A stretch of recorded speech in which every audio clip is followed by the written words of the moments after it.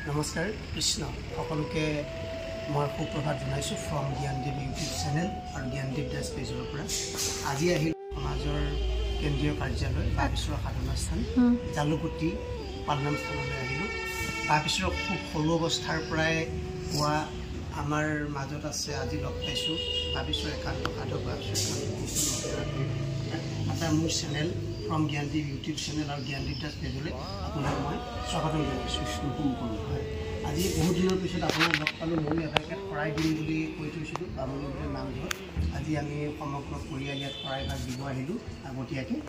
এতিয়া প্ৰথম কথা মই আপোনাৰ পৰা কিছুমান কথা জানিব বিচাৰোঁ। আপুনি ইয়াত কিমান দিনৰ পৰা আছে? এই থানখনৰ লগত কিমান দিনৰ পৰা জড়িত? মোৰ এতিয়া বৰ্তমান ইয়াতে থানখনৰ লগত জড়িত থকা 40 বছৰ বেছি হৈছে। হয়, 40 বছৰ। হয় হয়। আৰু তাৰপিছত আপুনি কিমান মানে কেতিয়াৰ পৰা লগ পাইছে? তাৰপিছত শংকৰ সংঘৰ পৰা ওলাই অহাৰ পাছৰ পৰা মই লগ পাইছোঁ। শংকৰ সংঘৰ পৰা ওলাই হাতেৰে এখন ভাগৱতী সমাজ মানে প্ৰতিষ্ঠা হোৱা নাই। যেতিয়া নেকি মৰিগাঁৱৰ অভিৱৰ্তন হৈছিলে, অধিৱেশন অভিৱৰ্তন হৈছিলে, ভূপেন হাজৰিকা আহিছিলে, এনেকৈ ডাঙৰ ডাঙৰ লোকসকল আহিছিল। সেই তেতিয়াৰ পৰাই মানে মই বাবিশ্বৰক লগ পাইছোঁ। আৰু তাৰ আগতে লগ পাইছোঁ মই মঙলদৈত তেতিয়া বাবিশ্বৰ প্ৰথম গৈছিলে। মানে তেতিয়া বাবিশ্বৰ একোখন ভাগৱতী সমাজ নাই তেতিয়া শংকৰদেৱ সংঘত আছিল।